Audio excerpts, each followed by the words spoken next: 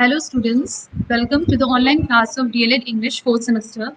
I'm Shipra Singh, lecturer SCRT. In my previous class, I dealt with the topic structural classification of sentences. Now, this is my second class on the same topic, structural classification of sentences. In my previous class, I discussed about simple sentence, complex sentence and compound sentence, but I deeply discussed about simple sentence. In this class, my main focus will be on complex sentence and compound sentence. Before moving on to complex sentence and compound sentence, I want to recall what a simple sentence. Simple sentence has one, I told you that simple sentence has one finite verb. Simple sentence वो sentence होता है जिसमें एक finite verb होती है.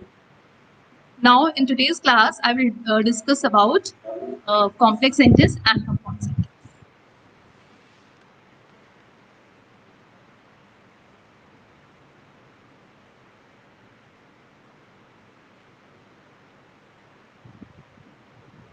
I will discuss about complex sentence. Complex sentence is made up of one independent clause,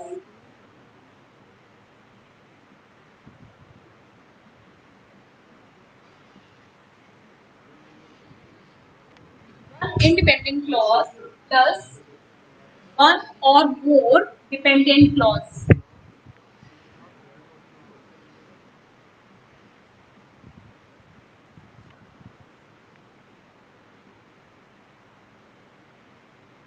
जो complex sentence होता है उसमें एक इंडिपेंडेंट क्लॉज होती है. इंडिपेंडेंट क्लॉज वो क्लॉज होती है जो किसी दूसरे के ऊपर आश्रित नहीं होती है. उसमें एक इंडिपेंडेंट क्लॉज होती है और एक या एक से ज्यादा डिपेंडेंट क्लॉज होती है. डिपेंडेंट क्लॉज वो होती है जो अपनी मीनिंग के लिए किसी दूसरी क्लॉज पे डिपेंड होती है. For example,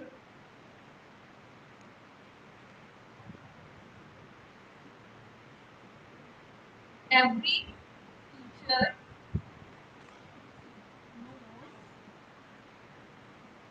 that Ram is a dull. Every teacher knows that Ram is a dull boy. Now, that Ram is a dull boy.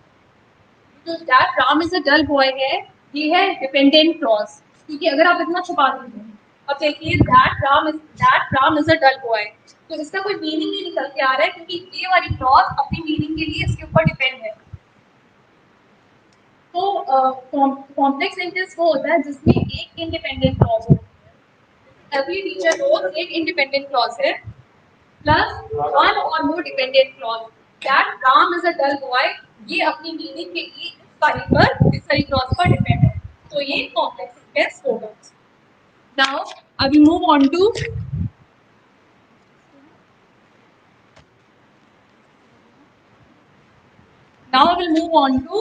compound sentence.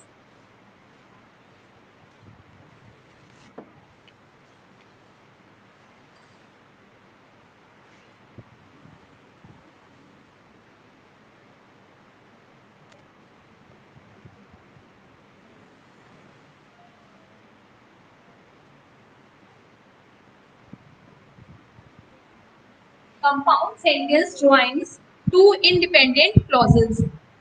Compound sentence joins two independent clauses with coordinator. Coordinator or coordinating conjunction, they both are same. For example, God made the country and man made the town. Now, God made the country is independent clause है, and man made the town एक independent clause है. तो compound sentence में compound sentence क्या करता है, एक independent clause को दूसरी इंडिपेंडेंट क्लॉज के साथ जोड़ता है और साथ में होता है कोऑर्डिनेटर, या इसको कहते हैं कोऑर्डिनेटिंग कंजंक्शन. अब आप देखिए, गॉड मेड द कंट्री एक इंडिपेंडेंट क्लॉज है, इसका फुल मीनिंग है, ये अपना एक कंप्लीट थॉट दे रहा है.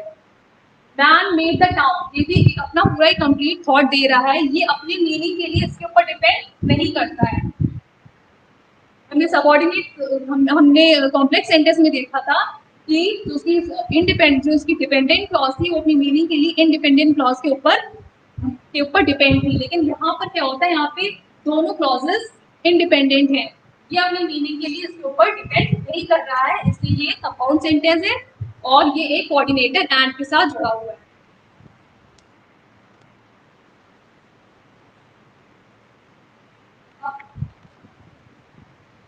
यहाँ पे हमने डिस्कस किया कि क्लॉज सपोर्ट जो कॉम्प्लेक्स सेंटेंस है उसमें इंडिपेंडेंट क्लॉज होती है, डिपेंडेंट क्लॉज होती है। फिर हमने डिस्कस किया कंपाउंड सेंटेंस होता है, उसमें डिपेंडेंट इंडिपेंडेंट क्लॉज होती है जो दो इंडिपेंडेंट क्लॉज को ज्वाइन करता है। लेकिन यहाँ पे क्वेश्चन ये उठता है कि व्हाट इज क्लॉज, बिना क्लॉज को समझे हम उनको इन दोनों सेंटेंस को सही से नहीं समझ सकते हैं। तो पहले हमें ये जानना होगा what is clause.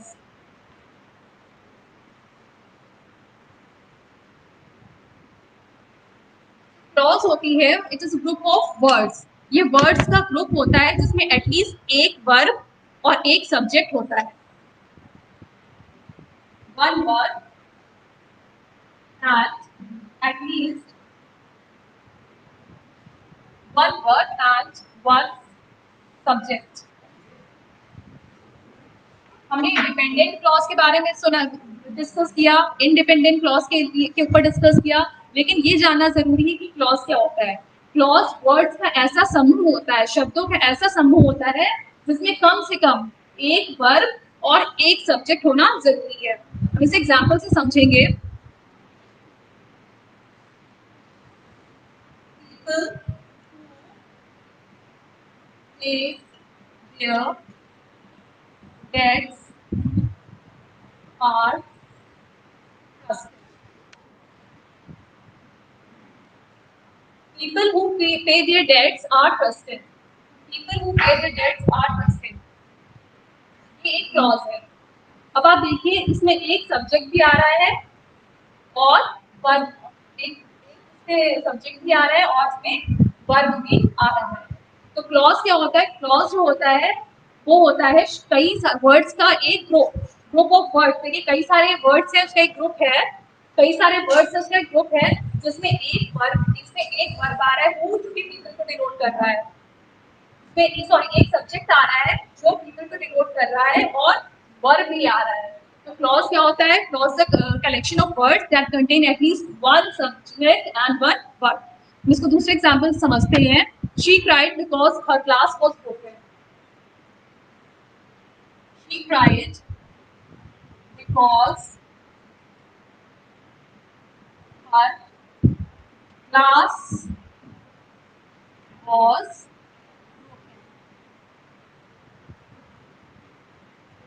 because her glass was broken। अब यहाँ पे देखिए ये है एक क्लॉज, यहाँ पर भी देखिए एक सब्जेक्ट है दैट इज हर एंड यहाँ पे आपको वर्ब भी मिल रहा है was। तो आप देख रहे हैं कि क्लॉज क्या होता है, क्लॉज है collection of words that contain at least one verb and one subject.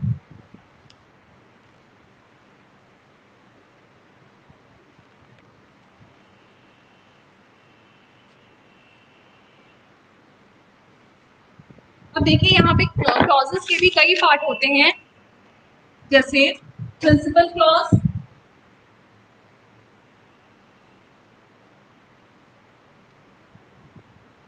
Principal clause, principal clause, subordinate clause and coordinate clause.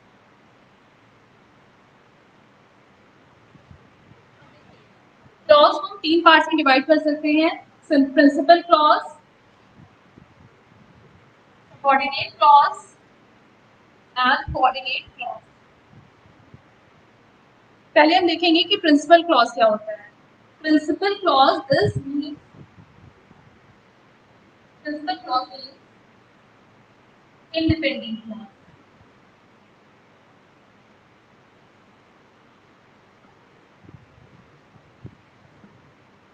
Principal clause जो होती है इसका मतलब होता है ये इंडिपेंडेंट क्लॉज होती है जिसका खुद पूरा एक कंप्लीट सेंस होता है, जो complete thought they, complete sense they, वो प्रिंसिपल क्लॉज होती है, जिसको आप कोई भी सिंपल स्टेटमेंट कह सकते हैं, जैसे Ram likes dog, Ram likes dogs. ये एक सिंपल स्टेटमेंट है, कुछ नहीं है प्रिंसिपल क्लॉज, एक सिंपल स्टेटमेंट है जिसमें जिसका अपना पूरा मीनिंग, जो अपना पूरा मीनिंग कंटेन करती है, राम लाइक्स डॉग्स। तो ये एक इंडिपेंडेंट क्लॉज है और प्रिंसिपल क्लॉज है। ये और क्लियर होगा जब हम सबऑर्डिनेट क्लॉज और कोऑर्डिनेट क्लॉज के साथ इसको कंपेयर करेंगे।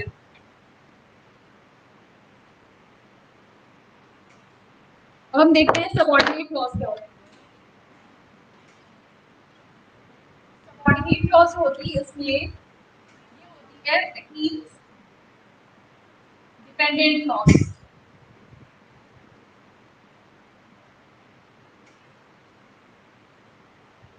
Principal clause means independent clause.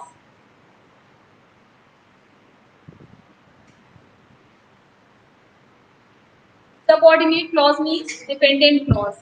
Dependent clause उसको इसलिए कहते हैं क्योंकि अपने मीनिंग के लिए दूसरी क्लॉज पे हमेशा डिपेंड करती है। जैसे हम इसको पढ़े इसके एग्जाम्पल के साथ देखते हैं। He went to clinic because he was burnt by the kettle. He went to clinic because he was burnt by the kettle. अब देखिए यहाँ पर because he was burned by the kettle, ये है सबऑर्डिनेट क्लॉज। क्यों है subordinate clause? क्योंकि means मैंने बताया कि प्रिंसिपल क्लॉज इंडिपेंडेंट क्लॉज होती है, सबऑर्डिनेट क्लॉज डिपेंडेंट क्लॉज होती है। ये जो क्लॉज है ये अपने मीनिंग के लिए इस वाले क्लॉज पर डिपेंड कर रही है। अगर हम इसको हटा देते हैं, because he was burned by the kettle, ये अपना अपना मीनिंग, इस लाइन का सेल्फ सफिशिएंट मीनिंग नहीं है, इनकम्प्लीट थॉट को रिप्रेजेंट कर रहा है, और ये क्लॉज अपनी मीनिंग के लिए इस वाली क्लॉज पे डिपेंड है, इसलिए इसको सबऑर्डिनेट क्लॉज कहेंगे, और subordinate clause means dependent clause. अब हम देखेंगे what is coordinate clause.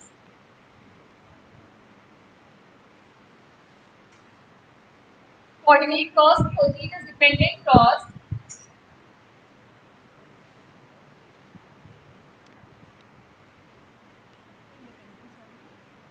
Coordinate clause जो होती है वो भी इंडिपेंडेंट, जैसे आप देखते हैं principal clause independent clause, subordinate clause means dependent clause, और कोऑर्डिनेट क्लॉज भी इंडिपेंडेंट क्लॉज होती है जो आप जो किसी दूसरे क्लॉज को ज्वाइन करती है जो उसी की रैंक का होता है। एक इंडिपेंडेंट क्लॉज किसी दूसरी इंडिपेंडेंट क्लॉज को ज्वाइन करती है जो उसकी बराबर की रैंक का होता है। इसको हम एग्जाम्पल से समझते हैं। मैंने इससे पहले आपको एक एग्जांपल दिया था, God made the country and man made the town. अगर हम इसी को लेते हैं तो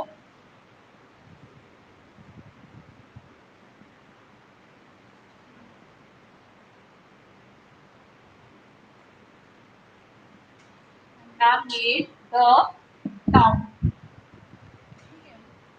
ये जो है God made the country and man made the town. अब देखिए गॉड मेड द कंट्री एक क्लॉज है जो कि इंडिपेंडेंट है, इसका सफिशिएंट फुल सफिशिएंट मीनिंग है, ये अपना मीनिंग क्लियर है, कंप्लीट थॉट है इसमें। दूसरा मैन मेड द टाउन, दूसरी इंडिपेंडेंट क्लॉज है, तो एक इंडिपेंडेंट क्लॉज दूसरी इंडिपेंडेंट क्लॉज को जोड़ रही है, तो ये हो जाएगी कोऑर्डिनेट क्लॉज। ये clause man made the town जो क्लॉज है वो इसको ज्वाइन कर रही है अपने साथ गॉड मेड द कंट्री, तो ये एक इंडिपेंडेंट क्लॉज है, ये एक इंडिपेंडेंट क्लॉज है जो एक कोऑर्डिनेटर एंड के साथ जुड़ा हुआ है। तो यहाँ पे हम इसको कहेंगे कोऑर्डिनेट क्लॉज वो क्लॉज होती है जो इंडिपेंडेंट होती है और किसी दूसरी क्लॉज को अपने साथ जोड़ती है जो उसी की रैंक की होती है।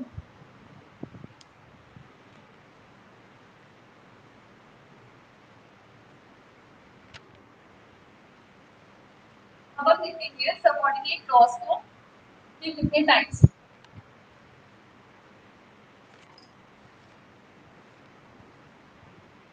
सबऑर्डिनेट क्लॉज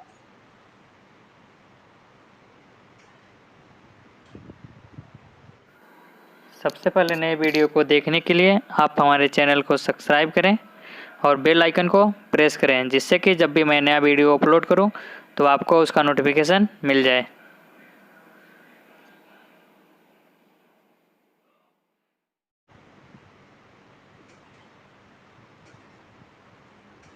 सबऑर्डिनेट क्लॉज मैंने बताया था कॉम्प्लेक्स सेंटेंसेस में होती है। कॉम्प्लेक्स सेंटेंस में सबऑर्डिनेट क्लॉज होती है और सबऑर्डिनेट क्लॉज होती है सबऑर्डिनेटर्स।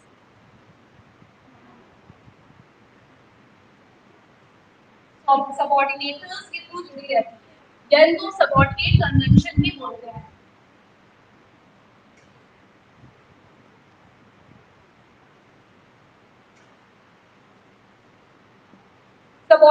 सबऑर्डिनेटर्स या सबऑर्डिनेट कंजंक्शन कुछ नहीं है, बस एक लिंकिंग वर्ड्स हैं, एक जोड़ने वाले वर्ड्स हैं, जैसे बिकॉज, इफ, ऑल्दो, नंबरलेस होते हैं ये। तो कोई भी जो लिंकिंग वर्ड्स हैं वो हो जाते हैं सबऑर्डिनेट क्लॉज में। जो भी लिंकिंग वर्ड्स होंगे वो सबऑर्डिनेट कंजंक्शन कहलाएंगे। जैसे he went to जैसे फॉर एग्जाम्पल मैंने ऑलरेडी दिया, he went to clinic because he was burn by the cattle. तो बिकॉज उसमें हो जाएगा सबऑर्डिनेट कंजंक्शन, क्योंकि वो लिंक कर रहा है एक इंडिपेंडेंट क्लॉज को इंडिपेंडेंट क्लॉज के साथ लिंक कर रहा है। जैसे he went to hospital because he was burned by the kettle। तो because he was burned by the kettle क्या हो जाएगा सबऑर्डिनेट क्लॉज, और ये जो बिकॉज हो जाएगा वो हो जाएगा सबऑर्डिनेट कंजंक्शन, क्योंकि वो डिपेंडेंट क्लॉज को इंडिपेंडेंट क्लॉज के साथ लिंक कर रहा है। कभी कभी ऐसा होता है कि जो सेंटेंसेस होते हैं सबऑर्डिनेट क्लॉज के साथ ही शुरू होते हैं। जैसे although he worked hard she failed in the exam। although he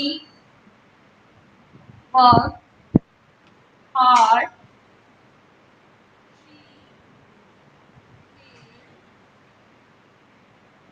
in the examination।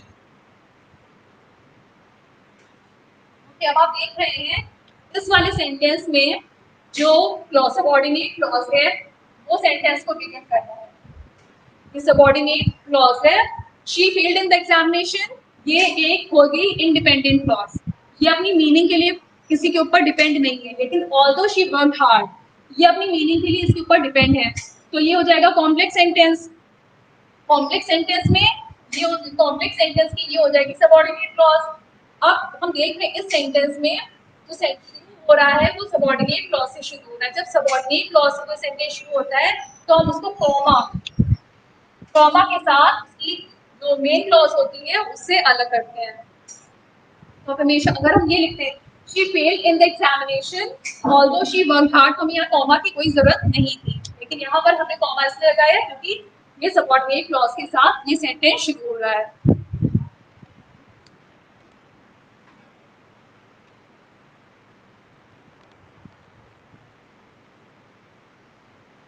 हम देखेंगे सबऑर्डिनेट क्लॉज के कितने काइंड्स होते हैं। सबऑर्डिनेट क्लॉज के 3 काइंड होते हैं। फर्स्ट है adverb clause,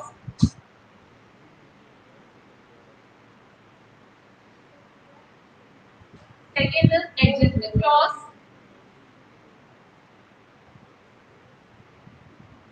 and third is noun clause।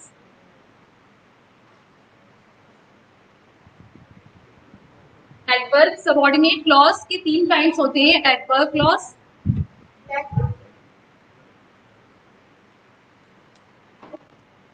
Adverb clause, adjective clause and noun clause. अब हम पहले देखेंगे व्हाट इज एडजेक्टिव क्लॉज। ये देखेंगे कि एडजेक्टिव क्लॉज क्या है। एडवर्ब क्लॉज पहले देखेंगे एडवर्ब क्लॉज क्या है, then we will move on to adjective clause, after that we move on to noun clause.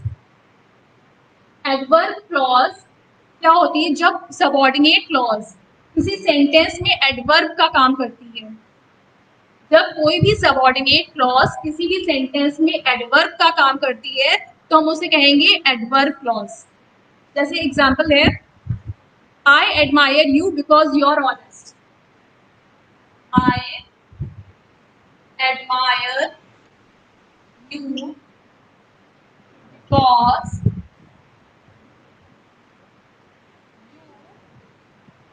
are honest. तो अब देखेंगे पहले इसमें क्या है. Because you are honest. ये क्या है? Subordinate clause. Because you are honest. ये क्या है? Subordinate clause. और सबॉर्डिनेट क्लॉज में भी कौन सी क्लॉज है? एडवर्ब क्लॉज है, एडजेक्टिव क्लॉज है या नाउन क्लॉज है? ये है एडवर्ब क्लॉज. ये एडवर्ब क्लॉज है क्योंकि यहाँ पर ये एडवर्ब की तरह काम कर रही है. Because you are honest. अब आप देखिए एडवर्ब भी कई तरीके के होते हैं. Adverb of manner, reason. अब आप क्वेश्चन पूछिए व्हाई, तो आंसर मिलेगा बिकॉज यू आर ऑनेस्ट. तो ये क्या हो जाएगा? Adverb of reason.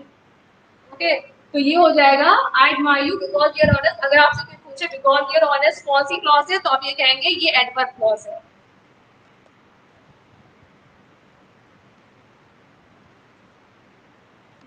One more example.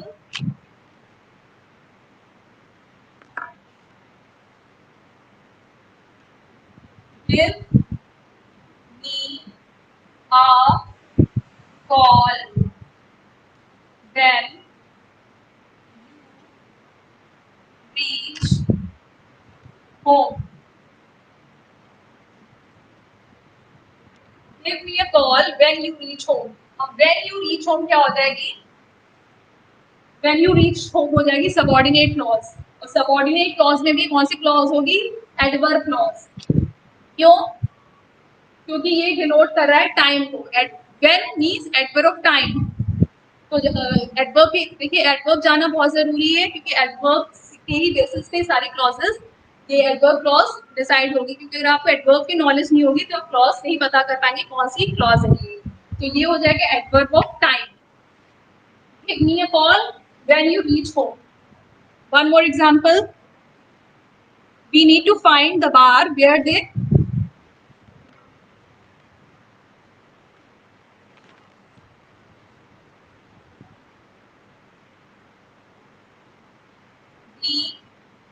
need to find the bar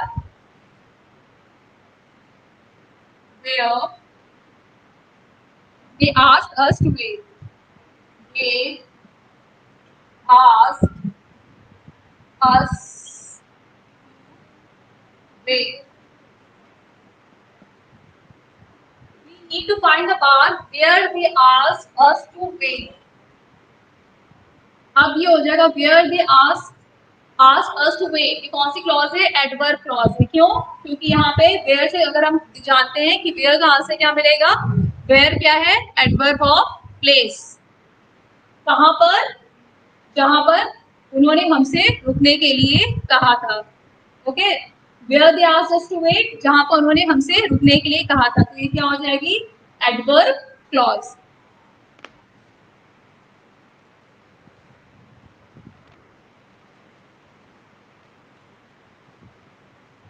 अब हम देखेंगे एडजेक्टिव क्लॉज क्या होती है.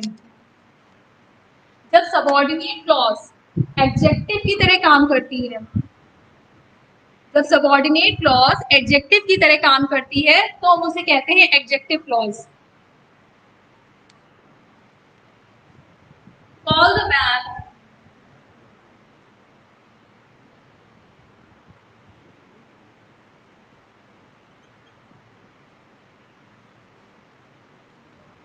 who has rose in his hand. Call the man who has rose in his hand. Now, who has rose in his hand? Who has rose in his hand? अब ये कौन सी clause होगी? ये clause हो जाएगी एडजेक्टिव क्लॉज. ये हो जाएगी एडजेक्टिव क्लॉज. क्यों? क्योंकि यहाँ पर ये एक एडजेक्टिव की तरह काम कर रही है. किस आदमी को बुलाया जा रहा है? Call the man. उस आदमी की विशेषता बता रहा है. क्या विशेषता बता रहा है? कि उसके हाथ में क्या है? रोज, एक फूल है. तो यहाँ पर वो उसकी विशेषता बता रहा है। Call the man who has rose in his hand, किस आदमी को बुलाओ जो जिसके हाथ में एक रोज है। फिर आप देखिए दूसरा एग्जाम्पल से और ये क्लियर होगा।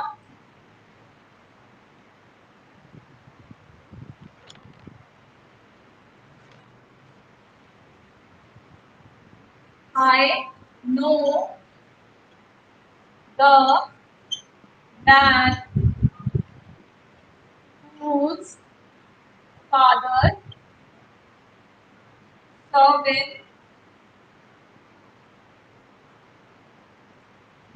World War. I know the man whose father served in World War II. अब ये whose father served in World War II. Okay, ये कौन सी क्लॉज है? ये भी एडजेक्टिव क्लॉज है। क्यों ये एडजेक्टिव क्लॉज है?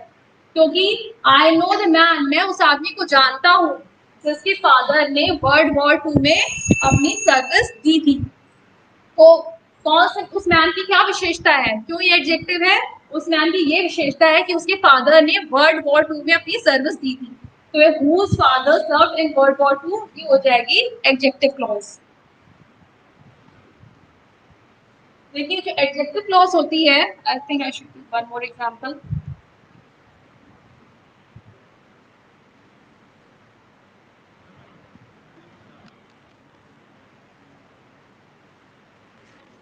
एडजेक्टिव क्लॉज जो होती है वो generally relative pronoun,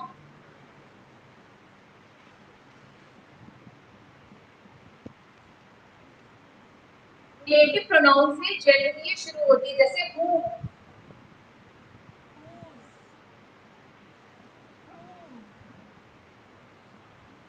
which, that। तो रिलेटिव प्रोनाउन की जो एडजेक्टिव क्लॉज है आप जनरली देखेंगे ये रिलेटिव प्रोनाउन से शुरू होती है, whose, who, whose, whom, which, that। और कभी कभी ये रिलेटिव एडवर्ब से भी शुरू होती है, relative adverb, where, when, why। तो एडजेक्टिव क्लॉज कभी कभी जनरली रिलेटिव प्रोनाउन से शुरू होती है, जिसके जिसके फादर ने वर्ल्ड वॉर 2 में अपनी सेवा दी। जो मैं उस लड़की को जानता हूँ जो ब्लाइंड है, जो कि ब्लाइंड है। तो उस लड़की की क्या विशेषता है कि वो ब्लाइंड है। उस आदमी की क्या विशेषता है? जिसके हाथ में रेड रोज है, या जिसके फादर ने वर्ल्ड वॉर 2 में सर्व किया। तो हर एक क्लॉज उसकी विशेषता बता रहे हैं उस पर्सन की, तो वो एडजेक्टिव क्लॉज होती है। Adjective clause generally relative pronoun से शुरू होती है, कभी कभी वो रिलेटिव एडवर्ब से भी शुरू होती है। Now we will move on to noun clause.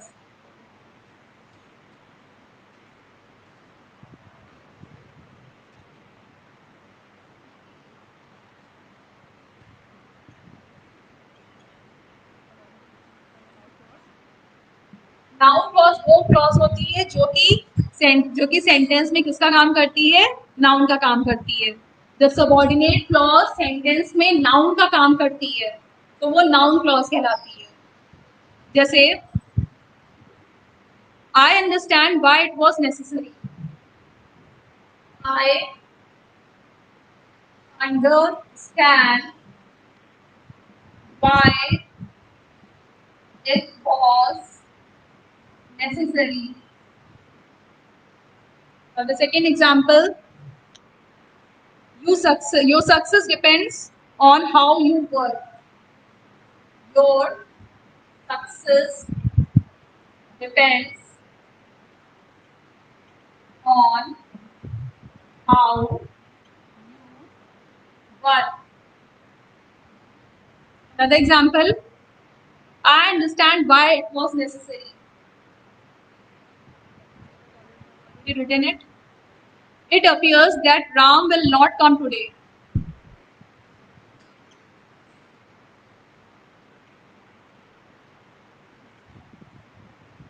It appears that Ram will not come today. I understand why it was necessary noun clause. Your success depends on how you work. Noun clause. It appears that Ram will not come today. This noun clause. Noun clause ऐसी subordinate clause होती है जो sentence में noun का काम करती है। आप देखिए ये जो क्लॉजेस है सेंटेंस में नाउन का काम कर रही है। लेकिन नाउन क्लॉज को पहचानने का, आइडेंटिफाई करने का सबसे इजी तरीका होता है कि आप उससे क्वेश्चन करिए व्हाट से। आप व्हाट से क्वेश्चन करिए, अगर आंसर मिल जाए तो वो नाउन क्लॉज है। तो व्हाट से क्वेश्चन करेंगे किससे? जो ये मेन क्लॉज होगी, मेन क्लॉज का क्वेश्चन व्हाट से पूछिए, अगर आपको आंसर मिल जाता है तो वो नाउन क्लॉज हो गया। जैसे I understand why it was necessary, why it was necessary. I understand what, मैं क्या समझता हूँ कि ये क्यों जरूरी था, आंसर मिल रहा है हमें। Your success depends on how you work. तुम्हारी सफलता इस बात पर निर्भर करती है कि तुम कैसे काम करते हो। अब हम मेन क्लॉज जो है ये है, इससे क्वेश्चन पूछेंगे व्हाट से। Your success depends on what, answer क्या मिल रहा है? How you work. It appears that Ram will not come today. ऐसा लग रहा है कि, ऐसा लगता है कि आज राम नहीं आएगा। तो मेन क्लॉज ये है, इससे क्वेश्चन पूछिए इट अपीयर्स व्हाट, या व्हाट डज इट अपीयर। तो आंसर मिल रहा है कि राम आज नहीं आएगा। तो नाउन क्लॉज को आइडेंटिफाई करने का ये सबसे इजी तरीका है कि आप व्हाट, जो मेन क्लॉज है, मेन क्लॉज से व्हाट से क्वेश्चन करिए। आंसर मिलेगा तो नाउन क्लॉज होगी, नहीं मिलेगा तो नाउन क्लॉज नहीं होगी। एडवर्ब क्लॉज होती है वो ऐसी सबऑर्डिनेट क्लॉज होती है जो एडवर्ब का काम करती है, और एडजेक्टिव जो एडजेक्टिव का काम करती है। एडजेक्टिव क्लॉज मैंने ऑलरेडी बताया है, रिलेटिव प्रोनाउन या रिलेटिव एडवर्ब के साथ।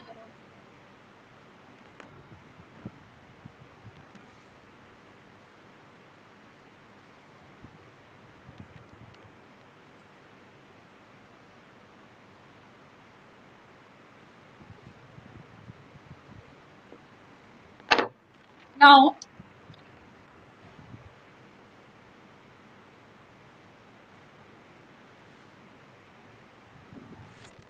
we have discussed subordinate clause and principal clause.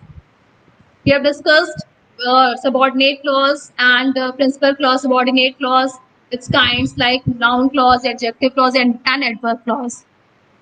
But we have not discussed today coordinate clause. In my next class, I will discuss about coordinate clause, its kinds of coordinate clause, and interchange of simple sentence into complex sentences, interchange of simple sentence into compound sentences. Now, my today's assignment is write.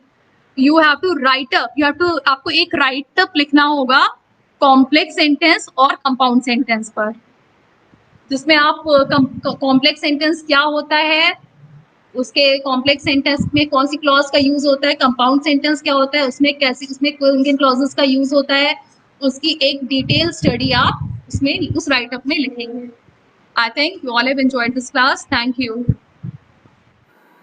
सबसे पहले नए video को देखने के लिए आप हमारे channel को सब्सक्राइब करें और बेल आइकन को प्रेस करें, जिससे कि जब भी मैं नया वीडियो अपलोड करूं तो आपको उसका नोटिफिकेशन मिल जाए।